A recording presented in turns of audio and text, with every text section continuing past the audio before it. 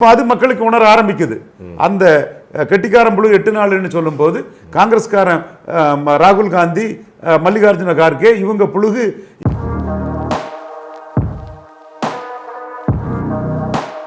2029 மோடிக்கு தனி மெஜாரிட்டி வரும். 24 இப்படி ஒரு ட்ரங்கேட்டட் ரிசல்ட், ஒரு தனி மெஜாரிட்டி வராது கூட கடவுள் புண்ணியத்தில் நல்லதுதான். மீண்டும் இங்க தனி மெஜாரிட்டி வந்து 29 கடுமையாக எல்லாத்தையுமே பாஜக மாற்றி சொல்ல போனா தமிழ்நாட்டில் எடப்பாடி பழனிசாமியை பலகீனப்படுத்தணும், அதர் அண்ணாமலையால தான் முடியும். Annamalai daredevil leader, powerful leader. மற்றவங்கன்னா எடப்பாடியை நம்பி அதிமுக ரெட்டையில அந்த இடத்துல தான் அண்ணாமலை அடிச்சு விளையாண்டாரு. லெப்ட் ஹேண்ட்ல எடப்பாடி பழனிசாமி டீல் பண்ணாரு அண்ணாமலை. எல்லாரும் சொன்னாங்க பாமகக்கு சீட்டு வாக்கு வந்துடக்கூடாதுன்னு அண்ணாமலை டீல் பண்றாரு, பாமக வந்துடக்கூடாதுன்னு டீல் பண்றாரு. இல்ல,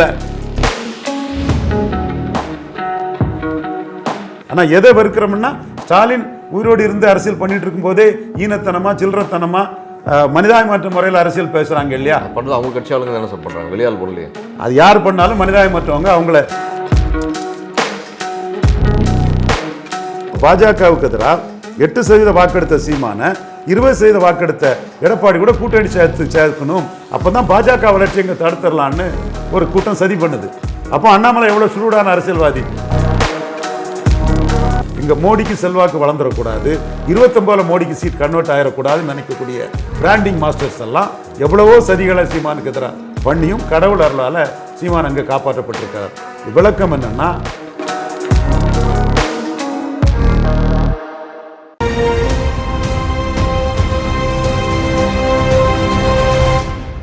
உலகெங்கும் இருக்கும் மூர்ணம் சேனல் நேயர்களுக்கு வணக்கம்.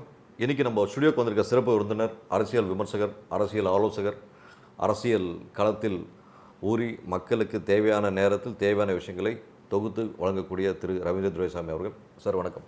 வணக்கம் தம்பி. சார், ஆல்மோஸ்ட் எலெக்ஷன்லாம் முடிஞ்சு நல்ல ரிசல்ட் வந்து நீங்கள் எதிர்பார்த்த ரிசல்ட் முக்கியமாக அப்படி சொல்லணும் நான் நினைக்கிறேன். எதிர்பார்த்த ரிசல்ட் வந்திருக்கு. ஸோ எலெக்ஷன் முடிஞ்சது இன்னி வரைக்கும் கிட்டத்தட்ட ரிசல்ட் வந்ததுலேருந்து கரெக்டாக ஒரு 80 நாட்கள் இருக்கும். இப்போ எப்படி சார் இருக்குது நிலவரம்? இப்பொழுது வந்து மக்கள் மோடிக்கு தனி மெஜாரிட்டி கொடுக்காதது வந்து ஒரு தவறான பிரச்சாரத்தின் அடிப்படையில் உணர்ந்ததுங்கிறத உணர ஆரம்பிச்சிட்டாங்க. குறிப்பாக பாஜக வந்தால் கான்ஸ்டியூஷனை அமெண்ட்மெண்ட் பண்ணிடுவாங்க, கான்ஸ்டியூஷனை கேன்சல் பண்ணிடுவாங்க, இடஒதுக்கீடு எடுத்துருவாங்க. அப்படிப்பட்ட ஒரு சிச்சுவேஷனை மல்லிகார்ஜுன கார்கேங்கிற ஒரு அட்டவணை பிரிவு தேசிய தலைவரை வச்சு இவர் செல்வ பெருந்தகை, இந்த மாதிரி பல செல்ஜா, கரியானா, இந்த மாதிரி அட்டவணை பிரிவு அரசியல் தலைவர்களை வச்சு மோடிக்கு எதிராக ஒரு அபாண்டமான பொய் குற்றச்சாட்டை இந்தியா கூட்டணியை சேர்ந்தவங்க வந்து பரவலாக பல மாநிலங்களும் ஒன்று வச்சாங்க. அதில் வந்து அம்பேத்கர் மேலே சென்டிமெண்ட் உள்ள அந்த மக்கள் வந்து அம்பேத்கரின் கான்ஸ்டியூஷனை இவங்க அகற்றிடுவாங்க, மாற்றிடுவாங்க, இடஒதுக்கீட்டை எடுத்துருவாங்க, ஆர்எஸ்எஸ் இடஒதுக்கீட்டை எடுத்துருவாங்கிற ஒரு கடுமையான பிரச்சாரத்தை பண்ணாங்க. விவசாயிக்கு நிலம் எப்படியோ அதே மாதிரி அட்டவணை பிரிவு மக்களுக்கு ரிசர்வேஷன்னு என் மதிப்பிற்கும் மரியாதைக்குரிய யோகேந்திர யாதவ் போன்றவங்கெல்லாம் மோடிக்கு எதிராக பொய் பிரச்சாரத்தில் ஈடுபட்டாங்க. அந்த பொய் பிரச்சாரத்தில் அட்டவணை பிரிவு சமூக மக்கள் வாக்கு வந்து மோடிக்கு பாதிச்சிடுச்சு, உண்மை. அதனால் மெஜாரிட்டி வர வேண்டிய 272 வர வேண்டிய, நான் எதிர்பார்த்த மாதிரி 272க்கு மோடி குறையாமல் இருந்தால் போதுங்கிறது வந்து என்டிஏவாக தான் 293 வந்திருக்கு. நம்ம கூட நிறைய விவாதங்களில் பேசும்போது நீங்கள் சொல்லியிருக்கீங்க குறைஞ்சபட்சம் 270லேருந்து 310 வரைக்கும் வர சான்ஸ் இருக்குன்னு சொல்லியிருக்காங்க. கண்டிப்பாக நான் மறுக்க வரல. 272 வந்துடும்னு இருந்தேன். ஆமாம், அது 32 குறைஞ்சி 240 கிட்ட தான் வந்திருக்குது. ஆமாம். காரணம் இந்த பொய் பிரச்சாரம் மக்கள் மத்தியில் சென்றடைஞ்சிடுச்சு. சரி, இன்னும் பொய் பிரச்சாரம் இருந்தாலும் யூபி வந்து பாஜகவின் கோட்டை என்று பலவராக சொல்லப்பட்ட விஷயம். ஸோ யூபியிலே பெரிய அடி இல்லைங்களா? கண்டிப்பாக யூபியில் அடி தான், நான் எதிர்பாராத அடி யூபியில் அடி. ஆனால் அதை சரி கட்டிட முடியும்னு இப்போ நான் உறுதியாக நம்புகிறேன். இப்போ இன்றைக்கி வந்து இங்கே அருந்ததி உள்ளொதுக்கீடு வந்து ஏற்றுக்கொள்ளப்பட்டிருக்குதுன்னா நியாயம். நம்ம அது கலைஞர் கொடுத்தாருங்கக்கா நம்ம அது காழ்ப்புணர்ச்சியிலையும் வன்மத்திலையும் எதுவும் பேச கிடையாது. அவர் கொடுத்ததுக்கு பலன் இல்லை அவருக்கு, இன்றைக்கி ஸ்டாலினுக்கு அது பலன் வரலாம். ஆனால் கொடுத்தது நியாயம். ஏன்னா அவங்களுக்கு வந்து இது கொடுக்கலன்னா அவங்க இடமே வரமாட்டாங்க. உண்மை. அப்படி இருக்கும்போது வந்து எந்த ஒரு மனிதாபிமானம் உள்ளவங்களும் ஒட்டுமொத்த எஸ்சின்னு இவர் சேக்கு தமிழரசன் பேசுகிற மாதிரி பேசிக்கிட்டு அருந்ததியர்களுக்கு இதுவும் லாபம் இல்லைங்கிற மாதிரி பேசிகிட்டு இருக்கிறதெல்லாம் போலித்தனம். அவங்களுக்கு கலைஞர் கொடுத்தது சரிதான். ஃபஸ்ட்டில் எதிர்த்த புதிய தமிழகம் திருமாவளவன் போன்றவங்களே அப்புறம் நிலைமை உணர்ந்து அது நியாயம்தான்னு கடையில் கடையிருக்கும் சமூக நீதி கிடைக்கணுங்கிறத அந்த சகோதரர்களே ஒத்துக்கிட்டாங்க. இப்போது இந்த இது ஜெயலலிதா அம்மையார் வந்து இது தெளிவாக சொன்னாங்க, சென்ட்ரல் கவர்மெண்ட் தான் இதில் தலையிட முடியும் கூடாதுன்னு சொன்னாங்க. அன்னைக்கு ஜெயலலிதா அம்மையார் சொல்லும்போது லீகல் பொசிஷன் அதுதான் உண்மை. ஆனால் இன்னைக்கு வந்து சுப்ரீம் கோர்ட் அதை மாற்றிருக்குது. மாற்றதுக்கு காரணம் மோடி இந்த அருந்ததியர்கள் மாதிரி இருக்கக்கூடிய ஆந்திரா மடிகா, தெலுங்கானா மடிகா, கர்நாடகா மடிகானா ஸ்வீப்பர் கம்யூனிட்டி, அந்த சகோதரர்கள் ஸ்வீப்பர்னு இல்லை, அந்த அந்த சகோதரர்கள் அருந்ததியர் சமூகத்தை சகோதரர்கள் நம்ம அந்த சகோதரர்களுக்கு வந்து இடஒதுக்கீடு கொடுக்கணுங்கிறத மோடி வந்து தெளிவாக சொன்னார். மத்திய அரசு அஃபிடவிட்லையும் அதை போட்டாங்க. ஆமாம். அப்போது இப்போ இடஒதுக்கீடு இன்னைக்கு உள்ஒதுக்கீடு வந்து பல விவாதங்களுக்கு ஆளாகுது. இதில் வந்து 1965ஆம் ஆண்டு சாமர்ஸ், உத்தரப்பிரதேசில் சாமர் சமூகத்தையும் மகாராஷ்டிராவோட மகர் சமூகத்தையும் எஸ்சி லிஸ்ட்லேருந்து எலிவேட் பண்ணணுன்னு ஹோம் மினிஸ்ட்ரி வந்து ஒரு ரிப்போர்ட் கொடுத்தாங்க. அதாவது இந்த எஸ்சி இடஒதுக்கீடு எப்படி இருக்குது, அரிஜன் அன்னைக்கு சொல்லுவாங்க, எப்படி இருக்குதுன்னு ஒரு ஆய்வு பண்ணும்போது இந்த ரெண்டு ஜாதியும் மற்ற ஜாதிகளுக்குள்ள இடத்த பெறுறாங்க. அதனால சாமரையும் மகரையும் இதிலிருந்து வெளியே எடுக்கணும்னு ஹோம் மினிஸ்ட்ரி ஒரு ரிப்போர்ட் கொடுத்தாப்புல. அந்த ரிப்போர்ட்டை தெரிஞ்சுக்கிட்ட மகாராஷ்டிரா காங்கிரஸ்காரர்களும் உத்தரப்பிரதேஷ் காங்கிரஸ்காரங்களும் அன்னைக்கு அகில இந்திய காங்கிரஸ் தலைவராட்ட அப்புறம் அசெப்டிவா கிங் மேக்கருங்க லெவலில் முடிவுகள் செய்ய இடத்துல இந்த பெருந்தலைவர் காமராஜரை பார்த்து இதை செய்துட்டா இந்த ரெண்டு இடத்துலையுமே காங்கிரஸ் போயிடும், அதனால் நீங்கள் தடுக்கணும்னு சொல்லி ஹோம் மினிஸ்ட்ரி முடிவை அன்னைக்கு தடுத்து வைக்கப்பட்டது. இன்னைக்கு 35 வருஷம், அதுக்கு பிறகு 25 வருஷம், இன்னைக்கு வந்து ஒரு 60 வருஷம் ஆன பிறகும், சுமார் 60 வருஷம் ஆன பிறகும் மகரும் சாமர்ஸும் எஸ்சி லிஸ்ட்டில் தான் இருக்கிறாங்க, மாற்றப்படலை. அப்போ மகர் சாமர்ஸ் எஸ்சியில் இருக்கும்போது இந்தியா ஃபுல்லாக உள்ள எஸ்சியில் யார் வராங்க நம்ம ஆய்வு பண்ணால் மகர்களும் சாமர்களும் தான் வருவாங்க. ஆப்வியஸாக தான் வரும். இப்போ அவங்க மகாராஷ்டிரா காஸ்ட், விபி காஸ்ட்டுங்கிறனால நம்ம நியாயத்தை எந்த சகோதரர்களுக்கும் ஒரு திருச்சி பண்ணாமல் நம்ம பேச முடியுது. உண்மை. ஸோ அப்போ அவங்கள வெளியேற்ற முடியாது. உண்மை. அப்போ உள்ள இருக்கவங்களுக்கு ஒரு நியாயம் வழங்கி ஆகணும். அந்த வகையில் மோடி இன்னைக்கு மடிகாசுக்கு நியாயம் வழங்க இருக்கிறாரு. அருந்ததியர்கள் கலைஞர் வழங்கின நியாயத்தை உறுதிப்படுத்தினது மோடி. நியாயம் வழங்க இருக்கிறாரு. அந்த மக்களுக்கான புரிதல் ஏற்படுதா? ஏன்னா அங்கேயும் வந்து சில விஷயங்கள் வந்து அவங்கள கன்வின்ஸ் பண்ண விடாமல் ட்ரை பண்ணுறதா தகவல் வந்துட்டு. கண்டிப்பாக அது வந்து மாறுபட்ட கருத்து இருக்குது. மாயாவதி கூடாதுங்கிறாங்க, பஸ்வான் கூடாதுங்கிறாங்க. இப்படி ஒவ்வொருத்தரும் ஒவ்வொரு விதமான கருத்துக்கள் சொல்கிறாங்க. ஆதவளே பண்ணலாங்கிற மாதிரி சொல்கிறாரு. ஸோ மாறுபட்ட கருத்து இருக்குது. கலகம் விளைஞ்சாதான் நியாயம் கிடைக்கும். என்னாலும் பொது நியாயம்னு ஒன்று இருக்குது இல்லையா? அட்டோர்னி பிரிவு சமூகங்கள் ஒரு பொதுத்தள மிசரிஸை சந்தித்த சமூகங்களுக்கு நான் மறுக்க வரல, அவங்க ஹோமோஜினியஸ் என்டிட்டிங்கிறத மறுக்க வரல. பட் காலங்கள் மாறிட்டு இருக்குது இல்லையா? பாபா சாஹேப், பீம்ராவ் அம்பேத்கர், நாராயண குரு போன்றவங்கள்லாம் யார்கிட்ட இருந்து யாருக்கு சுதந்திரம்னு கேட்டாங்க. அப்போ அம்பேத்கர் கோரிக்கையை ஏற்று கல்வி, வேலைவாய்ப்பு, அரசியல் அதிகாரம் மூணுலையும் இடஒதுக்கீடு கொடுக்கலன்னா அங்கே சுதந்திரத்துக்கு பலனேம் இல்லைன்னு அம்பேத்கர் சொன்னதை பார்த்து தான் வந்தது. இது 36 அந்த காலகட்டத்திலே வந்தது. அது இன்னும் தொடர்ந்துட்டு இருக்குது. அப்போ இதில் கூட இன்னைக்கு பொலிட்டிக்கல் ரிசர்வேஷன் கூடாதுங்கிறதையும் சில அமைப்புகள் சொல்கிறாங்க. அது ஒன்றும் பெரிய ஸ்ட்ராங் குரல் அல்ல, விட்டுறலாம்.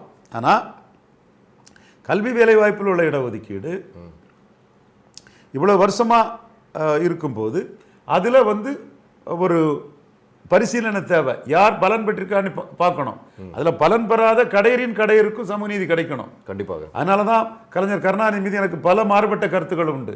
ஆனால் அருந்ததியர் சமூக மக்களுக்கும் அந்த 6-7 சமூகம் அதில் உள்ளவங்களும் கொடுத்த அந்த அந்த மனிதரோட அந்த சமூகநீதி பார்வையை நான் என்னைக்கும் கையெடுத்து கும்பிடுவேன். எனக்கு அதில் மாறுபட்ட கருத்தே கிடையாது. அவர் விமர்சனம் பண்ணுவேன், அது வேறு விஷயம். இந்த இடத்துல நான் அவரை கும்பிட்டு பாராட்டுவேன்.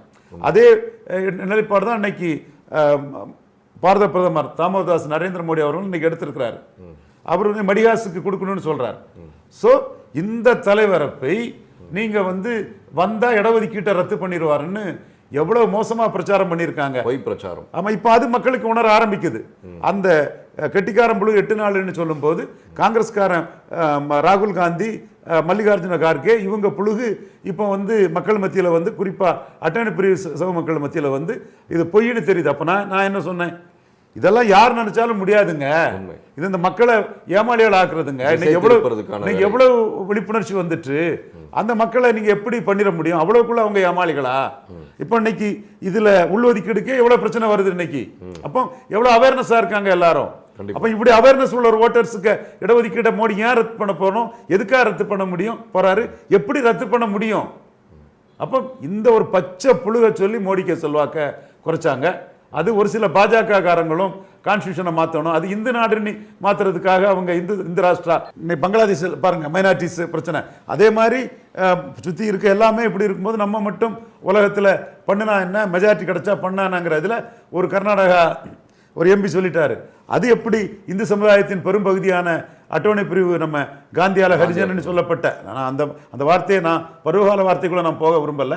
அந்த இந்து சமுதாயத்தில் உள்ள அந்த மக்களை எப்படி அவங்களுக்கு அநீதி இழைச்சிட முடியும்? யார் இழைப்பா, யார் இழைக்க விட்டுருவா? ஆனால் காங்கிரஸ்காரங்க பச்சையா புழுக மூட்டையை அவுத்து விட்டு மோடிக்கு வர வேண்டிய செல்வாக்கு வளையத்தை குறைச்சாங்க.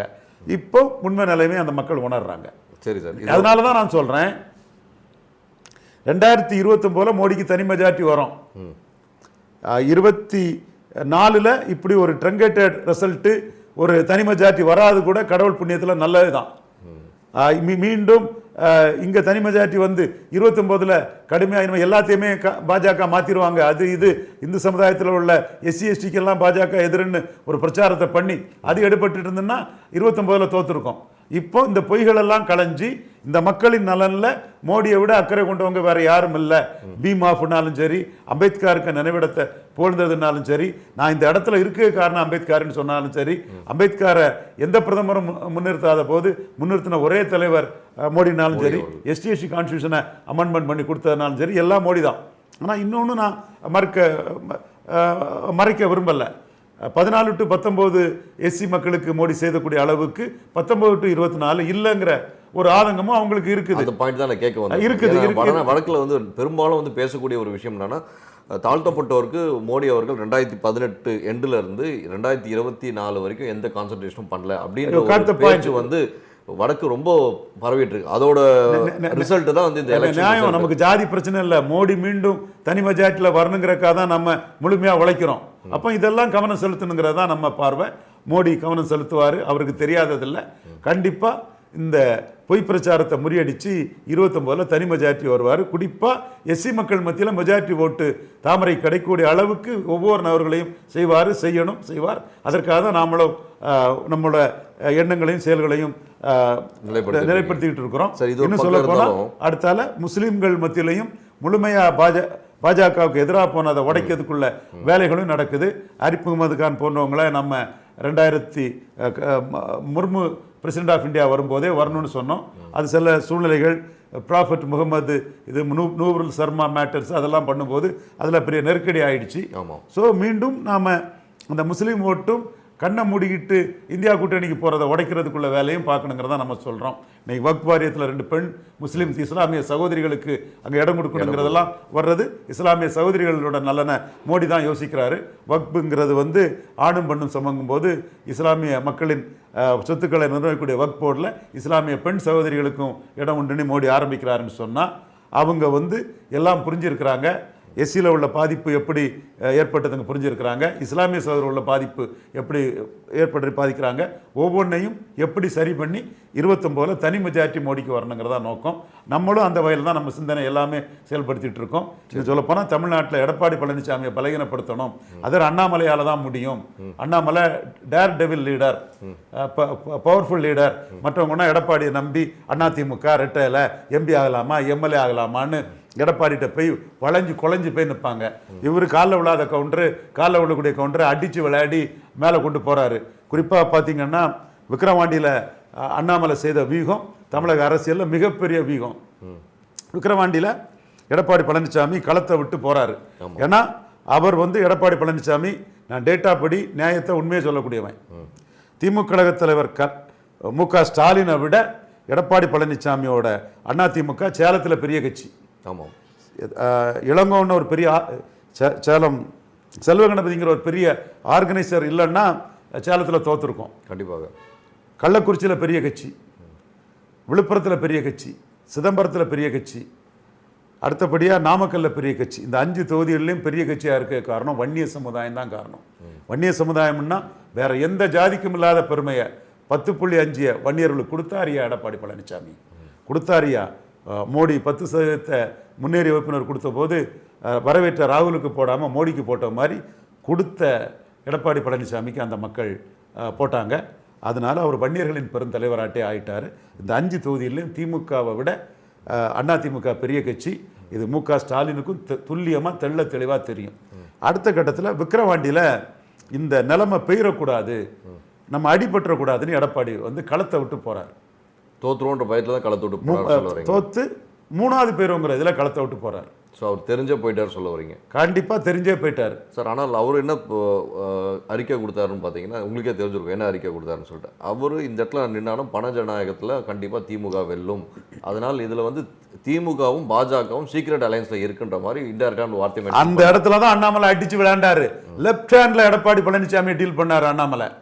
எல்லாரும் சொன்னாங்க பாமகக்கு சீட்டு வாக்கு வந்துடக்கூடாதுன்னு அண்ணாமலை டீல் பண்ணுறாரு, பாமகக்கு வந்துடக்கூடாதுன்னு டீல் பண்ணுறாரு. இல்லை, தெளிவாக தான் பெரிய தேர்ந்தெடுத்த அரசியல் வித்தகனுங்கிறத அண்ணாமலை அதில் ப்ரூவ் பண்ணிட்டாரு. என்னோட கருத்து அதாக தான் இருந்தது. ஒற்றை கருத்தில் நானும் அண்ணாமலே இருந்தோம். எடப்பாடி பழனிசாமிக்கு ஓட் டிரான்ஸ்ஃபரிங் கெப்பாசிட்டி கிடையாது, சீட் கன்வெர்ட்டிங் கெப்பாசிட்டி கிடையாதுன்னு நான் சொன்னேன். எல்லா பேட்டியிலும் நீங்கள் பார்த்துருப்பீங்க. நீங்கள் என் நண்பர், நான் என்னோட பேட்டியை பார்த்துருப்பீங்க. அதே கருத்தை தான் அண்ணாமலே முன்னிறுத்தினார். சைமல்டேனியஸாக தான் அது, இட் கன்காமிட்டன்ட்லி கோயின்சைட் ஆகுது. ப்ரொஜெக்ஷன்ஸ் நீங்கள் செவ்வாய்க்கிழமை சொல்கிறீங்க, புதன்கிழமை காலையில் ஒரு இம்ப்ளிமெண்டேஷன் மாதிரி இருந்தது. கண்டிப்பாக. அப்போ அவர் அங்கே வந்து என்ன பேசுகிறாரு, எடப்பாடி ஓடிட்டாரு, அவர் வந்து திமுகவின் பி டீம் எடப்பாடின்னு சொன்னார். நிரூபிக்கப்பட்டதா இல்லையா? நாம் தமிழர் கட்சிக்காரங்க கூட அதில் தப்பு கணக்கு போட்டாங்க. ஆனால் அண்ணாமலை துல்லியமாக என்னங்கிறத போட்டார். Left handle Edappadi Palaniswami deal பண்ணும் விதமாட்டு நான் வந்து தேசிய ஜனநாயக கூட்டணி கேண்டிடேட் போட்டிருக்கிறேன், என் கேண்டிடேட் 2வது வருவாப்புல, என் கேண்டிடேட்டு இங்கே பவர்ஃபுல்லாக நிற்பாப்புல. இங்கே அரசியல் என்னமோ இந்தியா கூட்டணிக்கும் என்டிஏக்கும் தான். எடப்பாடி பழனிசாமி திமுகவின் பி டீம், திமுகவின் ஆள் எடப்பாடி பழனிசாமி அடிச்சாரு எலெக்ஷனுக்கு முன்னாடி. எல்லாரும் ஊடகத்தில் என்ன சொன்னீங்க, பாமகக்கு ஓட்டு வரக்கூடாதுன்னு அண்ணாமலை சதி பண்ணுறாரு, அது பண்ணுறாருன்னு கட்டுக்கதைகளை விட்டீங்க. ரிசல்ட் எப்படி வந்தது? இல்லை, எடப்பாடியாரே சொன்னார் பாமக ஓட்டு போடாதீங்கன்னு சொல்லி தொண்டர்களுக்கு அறிவுரை கொடுத்தாரு. ரிசல்ட் என்ன வந்தது? ஏன்னா பாமக கேண்டிடேட்டை அண்ணாமலை அனௌன்ஸ் பண்ணியிருக்கிறாரு. ஓகே, அன்புமணிங்கிற பாமக கேண்டிடேட்டை அண்ணாமலை அனௌன்ஸ் பண்ணியிருக்காரு. அப்போ அண்ணாமலை காய்ச்சல் உங்களுக்கு. அண்ணாமலை காய்ச்சல்ல நீங்க அண்ணாமலை அறிவிச்ச கேண்டிடேட்டுக்கு வாக்கு விடுறதான்னு நீங்க நினைக்கிறீங்க. என்ன பண்றீங்க? என் சகோதரன் செந்தமிழன் சீமான், கொள்கை வேறுபாடு இருந்தாலும் என்னைக்கும் அவர் எனக்கு சகோதரன் தான், ஒரு கடவுள் அருள் உள்ள ஒரு அரசியல்வாதி. அதனால தான் மிகப்பெரிய எதிர்ப்பை மீறி அவர் வளர்ந்துட்டு இருக்கிறாரு. இதே நான் மனப்பூர்வமாக வெளிப்படையாக தான் சொல்கிறேன். காட்ஸ் கிரேஸ் உள்ள ஒரு அரசியல்வாதி மிகப்பெரிய எதிர்ப்புகள் எவ்வளவு சதிகளை மீறி வளர்றாருன்னா அவர் அதான் காரணம். ஆனால் அவர் வந்து ஒரு மிகப்பெரிய சதியிலிருந்து கடவுள் அருளால் விக்கிரவாண்டியில் தப்புனார். அவர் தப்புறதுக்கு காரணம் அண்ணாமலையோட அதிரடி அரசியல் பேச்சுகள் தான். ரிசல்ட் என்ன நடந்தது? நான் என்ன சொன்னேன், இங்கே போலரைசேஷன் ஆகும். அப்போ கடைசியில் போலரைசேஷன் தான் ஆச்சு. 275 பூத்தில் 57 பூத்தில் பாமக அதிக ஓட்டு, மீதி பூத்தில் அதிமுக ரெட்டல ஓட்டுகள்லாம் அப்படியே உதயசூரியனுக்கு விழுந்திருக்குது. பிற ஜாதிகள்லாம் அப்படியே உதயசூரியனுக்கு குத்தி தள்ளிட்டாங்க. முன்ன விட வாக்கு அதிகம். அதில் நடிகர் விஜயும் கூட தெரியாம சாமியாடி தவறான அரசியல் ஆசோலர்களால் அவரும் செல்வாக்கற்றவர்னு விக்கிரவாண்டி விஜயையும் எக்ஸ்போஸ் பண்ணி விட்டுட்டு, பாவம் அவரு கள்ளக்குறிச்சி சாராயச்சாவுக்கு அங்கே போய் திமுகவுக்கு எதிராக பெரிய அரசியல் பண்றேன்னு பண்ணி தலைவா அது இதெல்லாம் பண்ணாரு. கடைசியில் அவருக்கு ஒன்றும் இல்லை விக்கிரவாண்டின்னு ஆகிப்போச்சு. அந்த இடத்துக்குள்ள அவர் வந்து என்ன ஆகுறாரு, ஒன்று அவர் சாராயச்சாவுகளை எதிர்த்து பேசுனதுக்கு போலிங் கம்மியாக இருக்கணும், அல்லது அவர் ரசிகர்கள் நோட்டாவுக்கு போட்டிருக்கணும். ரெண்டுமே நடக்கல. அப்போ இன்னைக்குள்ள அரசியல் இந்தியா கூட்டணி வர்சஸ் என்டிஏன்னு அண்ணாமலை நிறுவிட்டு போயிட்டாரு. திமுக அண்ணா திமுகன்னு சொன்னதெல்லாம் பொய்னே ஆயிட்டு. அதே வேளை நான் மீண்டும் சொல்றேன், திமுக வர்சஸ் அண்ணா திமுகங்கிறதுல 5 மக்களவை தொகுதியில் திமுகவோட அண்ணா திமுக பெரிய கட்சி. காரணம், ஒரு ஜாதிக்கு 10.5% இடஒதுக்கீடு கொடுத்தது தான் காரணம். அது மறுக்கிறதுக்கு இல்லை. அந்த இடத்துல அண்ணாமலை ஹெவி ஆயிட்டாரு. சீமானும் கண்ணை திறந்துட்டு, சீமானுக்கும் நிலைமை, எடப்பாடிக்கு ஓட் டிரான்ஸ்ஃபரிங் கெப்பாசிட்டி இல்லை, சீட் கன்வெர்ட்டிங் கெப்பாசிட்டி இல்லை. வட தமிழகத்தில் அவருக்குள்ள ஓட்டு 10.5%க்கான ஓட்டு, ரெட்டலிக்குள்ள ஓட்டு, எம்ஜிஆருக்குள்ள ஓட்டுங்கிறதெல்லாம் கம்பக்கு பொய். அது வந்து ஒன்றும் இல்லை, சும்மா 4 பேர் பேசிகிட்டு இருக்கிறது தான்.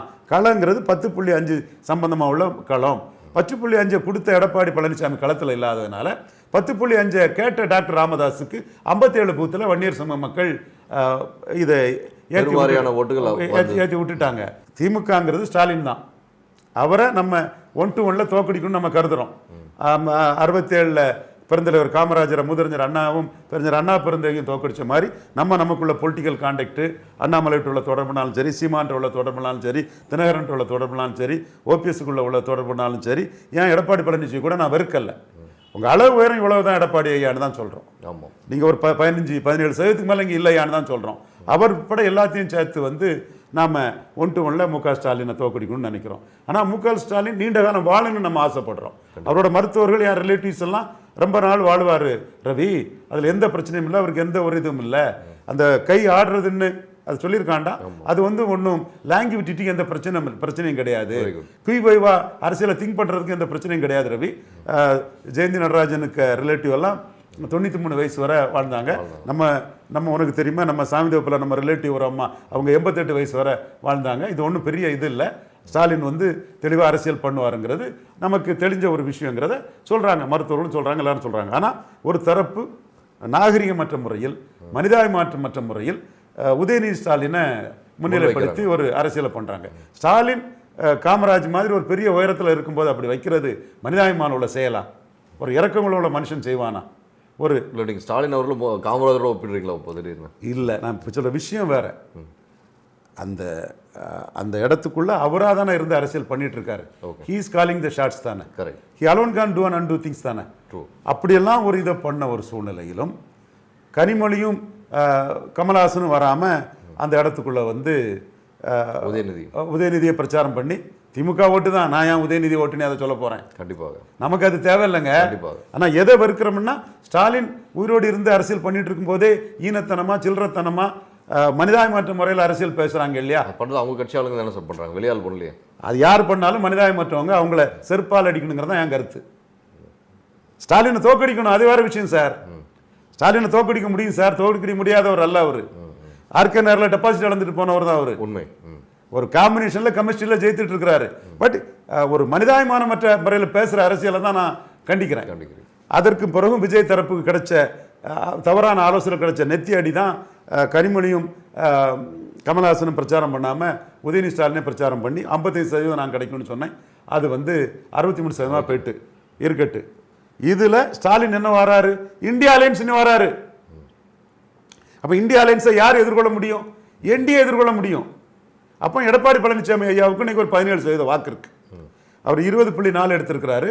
அதில் தேமுதிக ஒரு 5-6% அதிகம் கான்ட்ரிபியூட் பண்ணியிருக்கிறாங்க. அதை குறைச்சி பார்த்தா ஒரு 17% வாக்கு பலம் அவருக்கு இருக்கு. அந்த 17% வாக்கு பலம் உள்ள அவர் என்டிஏக்குள்ளே சேர்ந்தா கரெக்டாக இருக்கும். அதுதான் இறுதி முடிவாட்டு இருக்க முடியும். சார், நீங்கள் சுற்றி வர வச்சு பார்க்கும்போது திரும்பவும் இந்த கூட்டணி ஃபார்ம் ஆக சான்சஸ் இருக்கா? அது அண்ணாமலை அறிவு ஆற்றல்ல என்டிஏ பலப்படணும். சரி, இது ஒரு பக்கம். அதுல நீங்க ஜெயலலிதா போய் நின்னது மாதிரி அவங்க அங்க போய் திருநாகர் சண்டனுக்கு சீட்டு கொடுக்க மாட்டாரு, இலகணேசனுக்கு சீட்டு கொடுக்க மாட்டாரு. அந்த கதை இல்ல. ஜெயலலிதா 30-35% வாக்கு பலத்தில் இருந்தாங்க. இன்னைக்கு எடப்பாடி பழனிசாமி நாங்க 6% மேல கான்ட்ரிபியூட் பண்ணியிருக்கோம்னு பட்ஜெட்டை தேமுதிக ஆதரிச்சுட்டாங்க. கிருஷ்ணசாமி அவரும் கான்ட்ரிபியூட் பண்ணியிருக்காரு. அவர்களான தென்காசியில எடப்பாடி பழனிசாமி டெபாசிட் வந்திருக்காரு. அவர் திமுக நோக்கி போறாரு. எடப்பாடிக்கு vote transferring capacity, seat converting capacity கிடையாதுன்னு போடுறாரு. எடப்பாடி கூட யாரும் கூட்டணி போக மாட்டாங்க. விக்கிரவாண்டி சீமான் கண்ணை திறந்துட்டு, கடவுள் அருள் உள்ள ஒரு சீமான்னு சொன்னேன்ல, என் சகோதரன் தான் கடவுள் அருள் உள்ளவன்னு எனக்கு ஆரம்ப காலத்திலேருந்தே தெரியும். அந்த அருளில் தான் சீமானோட சில அரசியல் தவறுகளையும் ஓவர் கம் பண்ணி மக்கள் ஆதரவை பெற்றிருக்காருன்னா ஒரு காட்ஸ் கிரேஸ் அவருக்கு இருக்கு. அந்த காட்ஸ் கிரேஸ் தான் அவருக்கு. எடப்பாடிக்கு ஓட் டிரான்ஸ்ஃபரிங் கெப்பாசிட்டி கிடையாது, 1 இயர் ஓட்டு அவருக்கு டிரான்ஸ்ஃபர் பண்ணிட முடியாது. அவருக்கு 1 இயர் ஓட்டு ஸ்டாலினுக்கு போகுங்கிற இது அவர் சீமானுக்கு தெள்ள தெளிவாக கண்ணை திறந்து விட்டுருக்கு. விக்கிரவாண்டி சப்போஸ் விக்கிரவாண்டியில் கண்ணை திறக்காம பாஜகவுக்கு எதிராக நாம் தமிழரை எடப்பாடியோட கொண்டு சேர்க்கணும்னு நாம் தமிழர் மீது நல்லெண்ணம் இல்லாதவங்க, சீமான் மீது எந்த அக்கறையும் இல்லாதவங்கெல்லாம் முயற்சி பண்ணுறாங்க. நான் கொள்கை அடிப்படையில் நாம் தமிழர் கொள்கை வேற, என் கொள்கை வேற.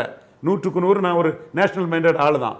ஆனால் அதில் நிறைய அதெல்லாம் ஒவ்வொரு விஷயமும் காத்தவரி, அர்ஜுன் மகராஜ், ராவணன் அதெல்லாம் இப்போ நம்ம இழுத்துட்டு பேசாண்டா நான் உறுதியாக இதில் இருக்கக்கூடியவன் தான். ஆனால் சீமான் பாஜகவுக்கு எதிராக பயன்படுத்தி பாஜகவை தனிமைப்படுத்தணும்னு தினமலர் செய்தியில் அப்போ 2024க்கு முன்னே ஒரு செய்தி வெளியிட்டாங்க. அதை மற்ற ஊடகங்கள் வந்து பெருசுப்படுத்தி இது பண்ணாங்க. சீமான் அப்போ கிளியர் பண்ணார், நான் தனிச்சு தான் போவேன், பாஜகவையும் காங்கிரஸையும் எதிர்த்து தான் போவேன், எடப்பாடி கூட கூட்டணி இல்லை, யார் கூட கூட்டணி வைக்க இல்லைன்னு மாட்டேன்னு சொன்னார். இப்போ பாஜகவுக்கு எதிராக 8% வாக்கெடுத்த சீமான 20% வாக்கெடுத்த எடப்பாடி கூட கூட்டணி சேர்க்கணும், அப்போ தான் பாஜக வளர்ச்சி எங்கே தடுத்துடலான்னு ஒரு கூட்டம் சதி பண்ணுது. அப்போ அண்ணாமலை எவ்வளோ சுருடான அரசியல்வாதி, அண்ணனி போய் கட்டி பிடிச்சிட்டாரு.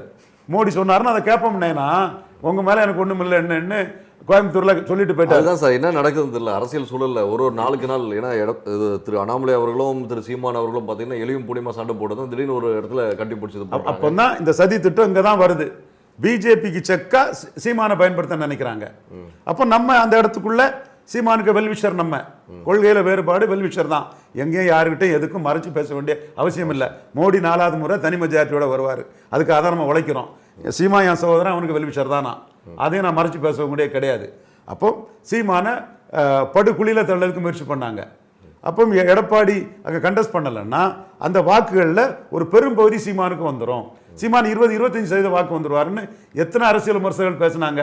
கண்டிப்பாக நான் என்ன பேசினேன், போலரைசேஷன் சொன்னேன். நான் போலரைசேஷன் சொன்னேன். சீமானுக்கு வாக்கு சதவீதத்தை பற்றி நான் எங்கேயும் கமிட் பண்ணலை. கடைசியாக சீமான் விழிச்சுக்கிட்டு விஜய்க்கு ஓட்டு இல்லை, எடப்பாடிக்கு ஓட்டு டிரான்ஸ்ஃபரிங் கெப்பாசிட்டி இல்லைங்கிறதெல்லாம் புரிஞ்சு சீரமுங்கில் மாதிரி வளருவோம், 36 லட்சத்தை 72 லட்சம் மாற்றுவோன்னு சொன்ன பிறகு அவர் வந்து கஷ்டப்பட்டு 2000 ஓட்டை ஏற்றி 10,000 ஓட்டுக்கு வந்திருக்காரு. இந்த கடவுள் அருள் நான் சொல்கிறது என்னென்னா, பாஜக எதிர்ப்பாளர்கள் இங்கே மோடிக்கு செல்வாக்கு வளர்ந்துடக்கூடாது, 29 மோடிக்கு சீட் கன்வெர்ட் ஆகிடக்கூடாதுன்னு நினைக்கக்கூடிய பிராண்டிங் மாஸ்டர்ஸ் எல்லாம் எவ்வளவோ சதிகளை சீமானுக்கு எதிராக பண்ணியும் கடவுள் அருளால் சீமான் அங்கே காப்பாற்றப்பட்டிருக்கிறார். விளக்கம் என்னென்னா, இந்த விக்கிரவாண்டி வராமல் இருந்ததுன்னா பொது தேர்தலில் போய் சீமான் அழிஞ்சிருப்பார். கண்டிப்பாக என் 1 இயர் ஓட்டை எடப்பாடி பழனிசாமிக்கு டிரான்ஸ்ஃபர் பண்ணி கொடுக்க முடியாது. சீமானுக்கு 60, 70, 80 சீட்டு வாங்கினா கூட சீமானுக்கு பெரிய பின்னடைவு கிடைச்சிருக்கும். சவுத்தில் வந்து டிரான்ஸ்ஃபர் பண்ணதுக்கே எடப்பாடி பழனிசாமிக்கு ஓட்டே கிடையாது. ராமநாதபுரத்தில் எங்கள் ஓட்டு இருக்கு கிடையாது, திருநெல்வேலியில் எங்கள் ஓட்டு இருக்கு. ராமநாதபுரம் இவர் ஓபிஎஸ் சொன்னதால் அங்கே மொத்தமாக இதுவாச்சு, கண்டிப்பாக பெரிய பொருட்செலவராக இருக்காங்க. அப்போ இந்த ஒரு சதி திட்டத்தில், சில பிராண்டிங் மாஸ்டர்கள் போட்ட சதி திட்டத்தில் கடவுள் சீமானை காப்பாற்றி இருக்கிறாரு. அவங்க நோக்கம் நெகட்டிவ் பொலிட்டிக்ஸ். பாஜக அங்கே வளர்ந்துடக்கூடாது, என்டிஏ இங்கே வளர்ந்துடக்கூடாது. இந்த சதியெல்லாம் முறியடிச்சு இன்னைக்கு மு.க. ஸ்டாலினே இந்தியா அலையன்ஸ்னு சொல்கிறாரு. காரணம் என்டிஏ இங்கே ஸ்ட்ரெங்தன் ஆகிட்டு இருக்குது. அப்போ எடப்பாடி பழனிசாமிக்கு இருக்கக்கூடிய வாய்ப்பு என்டிஏக்குள்ள அண்ணாமலையை ஏற்றுக்கிட்டு வர்றது தான் எடப்பாடி பழனிசாமிக்குள்ள வாய்ப்பு. நீங்கள் சாய்ஸ் இல்லைன்னு சொல்ல வரீங்க, அவருக்கு வேற சாய்ஸ் இல்லை. நீங்கள் பத்திரிகையில் தேவையில்லாமல் போட்டுக்கிட்டு எடப்பாடிக்காக அண்ணாமலையை மாற்றுறாங்கன்னா அது நடக்காது. நம்மளோட கணக்கும் 2026 எடப்பாடி பழனிசாமியை பலகீனப்படுத்துறது தான் 29 மோடி வெற்றிக்கு தமிழ்நாட்டில் அதுக்கு சாதகமாக இருக்கும்னு தான் நம்ம ஸ்ட்ராட்டஜியை சொல்றதுனால. அண்ணாமலை அவர்கள் வந்து தூக்குறாங்க பத்திரிகையில் வருதுன்னு சொல்றீங்க, பெரும்பாலும் சமூக ஊடகங்களே அதான் வந்துட்டு இருக்கு. ஸோ திரும்ப இன்னொரு நியூஸும் வந்துட்டு 2027 வரைக்கும் இவர் தான் தலைவர் அப்படின்ற நியூஸும் வந்துட்டு இருக்கு. இது எப்படி சார் எது ஏற்றுக்க முடியாது இருக்கு? ஏன்னா சமூக ஊடகங்களில் 90% வந்து தப்பான தகவல் தான் வந்துட்டு இருக்கு, எடுத்துக்கலாம். நான் வந்து நீங்கள் விமர்சகராக மட்டும் இல்லாமல் நிறைய விஷயங்கள் ஆலோசனை சொல்லிட்டீங்க எல்லாருக்கும். அண்ணாமலை அவர்களோட நிலைப்பாடு எப்படி இருக்கு? நான் வந்து மோடிக்கு ஒரு வேல்யூ அடிஷன் ஆட்டு எடப்பாடியை வீக்கன் பண்ணக்கூடிய ஒரு பெரிய தலைவராக அண்ணாமலை வளர்ந்துட்டு இருக்கதை நான் வரவேற்கிறேன். அண்ணாமலைக்காக இல்லை, மோடிக்காக. அது வந்து ப்ரூவ் ஆயிடுச்சு. 19ஆம் ஆண்டு மக்களவைத் தேர்தலில் டாக்டர் தமிழிசை அம்மையார் இருந்தாங்க. அவங்க லாயலிஸ்ட் தான், அதை நான் மறுக்க வரல. அவங்க 3.7% வாக்கு தான் அவங்களால ப்ரூவ் பண்ண முடிஞ்சுது. எடப்பாடி கிட்ட எப்படியாவது கூட்டணி இருந்தால் போதும்னு நினச்சாங்க. கொட்டடிச்சா சாமி ஆடணும், சிலருங்களுக்கு எலெக்ஷன் வந்தால் நின்னாகணும், அதுக்கு ஒரு கூட்டணி வாங்கணும். அதுதான் தமிழிசை அம்மையார். சார் நீங்கள் சொல்கிறதெல்லாம் வச்சு பார்க்கும்போது பார்த்தீங்கன்னா, நீங்கள் திடீர்னு எப்பவுமே அதிமுக சப்போர்ட்டராக இருந்த ஒரு திடீர்னு இப்போ வந்து நேஷனலிஸ்ட்டாக இருக்கக்கூடிய ஆள், அதில் மாற்றுக்கருத்து இல்லை. அதிமுகவுக்கு ரொம்ப சப்போர்ட்டிவாக அந்த திடீர்னு பிஜேபிக்கு, அதுவும் அண்ணாமலைக்கு ரொம்ப கொடி பிடிக்கிற மாதிரி இருக்கே சார். அண்ணாமலைக்கு நான் ஒன்று கொடி பிடிக்கல. சசிகலா மேட்டரில் அண்ணாமலை பேசும்போது நாளைக்கு பேச மாட்டாருன்னு நான் சன் தொலைக்காட்சியிலே சொன்னேன், எடுத்து பாருங்க. ஏன்னா சசிகலா தரப்பு, அந்த ஊழல் தரப்பை மோடி எப்படி வியூ பண்ணுறாருன்னு எனக்கு துல்லியமாக வேறு யாரை விடவும் தமிழ்நாட்டில் எனக்கு துல்லியமாக தெரியும். கண்டிப்பாக அந்த இடத்துக்குள்ளே அந்த சசிகலா அம்மையாரை பற்றி அண்ணாமலை பேசுனதும், அது டைம்ஸ் ஆஃப் இந்தியாவில் வந்ததும், அது இனிமேல் பேச மாட்டாருன்னு நானே சொன்னேன். நான் என்ன பாஜகவோட பிரபாரியா? கிடையாது. ஆனால் அந்த விஷயம் எனக்கு துல்லியமாக தெரிஞ்சனாலையும் அண்ணாமலை அதில் தவறிழைத்திடக்கூடாது, அதை வச்சு அவருக்கு எதிரிகளும் எடப்பாடி தரப்பும் இவர் சசிகலாவுக்கு ஆல்ரெடி பிட்ட போட்டு எதுவும் பண்ணிடக்கூடாதுங்க ஆணித்தரமாக நான் ஓப்பனாட்டே சொன்னேன். அடுத்த நாள் அண்ணாமலை எனக்கு ஃபோன் பண்ணி, அண்ணா இது வந்து நான் பேசுனது இப்படி திருச்சி இந்த இதில் டைம்ஸ் ஆஃப் இந்தியாவில் வந்துட்டுன்னு சொன்னார். அதே வேளையில் அண்ணாமலை வந்து பாஜக அங்கே நிரூபிக்கணும்னா vote transferring capacity, seat converting capacity உள்ள எடப்பாடியை ஏற்றி விட்டு ஸ்டாலின் வர்சஸ் எடப்பாடி ஒரு அரசியல் போனால் பாஜக காலங்காலமாக அங்கே வளர முடியாதுங்கிற சூழ்நிலையில் தினகரனை உள்ளே கொண்டு வரணும்னு நாம் முயற்சி பண்ணோம். அந்த இடத்துக்குள்ள அண்ணாமலை புரிஞ்சுக்கிட்டு சசிகலா உங்களுக்கு கொடுத்த அஜெண்டாவா உறவினர்னாலும் அவர் வந்து அதை செக்ரிகேட் பண்ணி அதை தெளிவாக அண்ணாமலை பண்ணார். ஸோ அண்ணாமலை பற்றிய கருத்துக்கள்லையும் வந்து பல மாறுபாடுகள் நமக்கு உண்டு. அதில் மறுக்கிறதுக்கோ மறைக்கிறதுக்கோ ஒன்றும் இல்லை. ஆனால் தமிழிசை போன்றவங்க தங்கள் சுயநலத்துக்காக அரசியல் பண்ணி, அதுவும் இந்த நாடார் ரெப்ரசன்டேட்டிவாக ஐயா தாழ்நிலை நாடார் உழைப்பில் வந்த இந்த நாடார் ஆல்வதர் ஃப்ரெண்ட்ஸ் ஆஃப் பிஜேபி, எல்லா காலகட்டத்திலையும் தோத்தாலும் ஜெயித்தாலும் பிஜேபியோட நிற்கக்கூடிய ஒரே ஜாதியான அந்த இந்து நாடார் ஜாதியோட ஒரு ரெப்ரசன்டேட்டிவாக இருக்கக்கூடிய தமிழிசை அம்மையார் வேற ஒரு லீடராக கொங்கு வேளாளர் கம்யூனிட்டி ஓட்டை எடப்பாடி பழனிசாமி கிட்ட இருந்து பலகீனப்படுத்தி தெளிவாக கோயம்புத்தூரில் 2வது இடம், நீலகிரியில் 2வது இடம், பொள்ளாச்சிக்குள்ள பல தொகுதிகளில் மேலே போயிருக்கிறாரு. ஏன் வன்னியர் சமூகம் டாமினண்டாக இருக்கக்கூடிய தருமபுரியில் கூட அங்கே ஓமலூர், பாலக்கோடு, பாப்பிரெட்டி போன்ற பகுதிகளில் பாஜக அணிக்கு கொங்கு வேளாளர் சமுதாய வாக்குகளை கொண்டு வந்து எடப்பாடி பழனிசாமியை பலகீனப்படுத்தி அண்ணாமலை நிற்கிறாருன்னா அடுத்த கட்டம் இதை விட எடப்பாடி பழனிசாமியை அண்ணாமலையால் பலகீனப்படுத்த முடியும். நீங்கள் டேட்டா வைஸ் பார்த்தீங்கன்னா எடப்பாடி பழனிசாமி நிற்கிறது 10.5% கொடுத்தனால வன்னிய சமூகங்கள் நமக்கு பெரிய பெருமையை கொடுத்தாருன்னு அந்த வாக்கில் தான் நிற்கிறாரு. கொங்கு வேளாளர் வாக்குகள் வந்து மோடி கொங்கு வேளாளர்கள் இந்து சமுதாயத்தில் உயரிய விளிம்புகளை கொண்டு வரணும், அந்த சமுதாயத்தின் பெருமைக்குரிய மகன் அண்ணாமலைன்னு ப்ரொஜெக்ட் பண்ணி மோடி அதை எடுத்துட்டாரு. இன்னும் இந்த பாதையில் எடப்பாடி பழனிசாமியை வீக்கன் பண்ணினாதான் இங்கே வந்து என்டிஏ வெர்சஸ் இந்தியா அலையன்ஸ் வந்து ஸ்டெபிலைஸ் ஆகும். இந்தியா அலையன்ஸுங்கிறத ஸ்டாலின் எடுத்துட்டார். திமுக செய்தி தொடர்பாளர் சகோதரர்களுக்கு இன்னும் பலருக்கு புரியல. காரணம் அவங்க மத உணர்வாக இருக்கலாம். இப்போ மனுஷபுத்திரன் போன்ற ஒரு சகோதரர், அவர் ஒரு நல்ல எழுத்தாளர், உயிர்மையெல்லாம் பத்திரிகை நடத்துகிறாரு, அதெல்லாம் நம்ம அவரை பாராட்டுறோம். அதில் நமக்கு அவருக்கு மாறுபட்ட கருத்துக்கள் ஒன்றும் இல்லை. அவருக்கு உயிர்மை நல்ல இலக்கிய பத்திரிகைலாம் நடத்தக்கூடிய ஒரு சகோதரர் தான். அவர் இஸ்லாமிய சகோதராக இருக்கிறதுனால திமுக அண்ணா திமுக திமுக அண்ணா திமுகன்னு தான் பேசுவார். அவர் ஸ்டாலினுக்கு ஆளாக இருந்தாலும் ஓவர் டைம் எடப்பாடிக்கு பார்ப்பார். ஆனால் இப்போ ஸ்டாலின் இன்னைக்கு இந்தியா கூட்டணின்னு தெளிவாக அனௌன்ஸ் பண்ணிட்டாரு. வெற்றிக்கு அச்சாணி கூட்டணி தான் சொல்லிட்டாரு. ஏன்னா அவருக்கு தெரியுமா ஆர்கே நகர் சந்திச்சு வந்தவருன்னு, அவருக்கு தெரியுமா 25% வாக்கு தான் தனிச்சு எடுத்தாருன்னு தெரியாது. ஸ்டாலினுக்கு தெரியும். ஸ்டாலின் அவருக்கு மட்டும் தான் தெரியும். மனுஷபுத்திரன் சொல் பேசுறது அவருக்கு தெரியாது. மனுஷபுத்திரன் தெரியாது, ஸ்டாலினுக்கு தெரியும். அதனால அவர் இந்தியா கூட்டணி தெளிவாக அனௌன்ஸ் பண்ணிட்டாரு.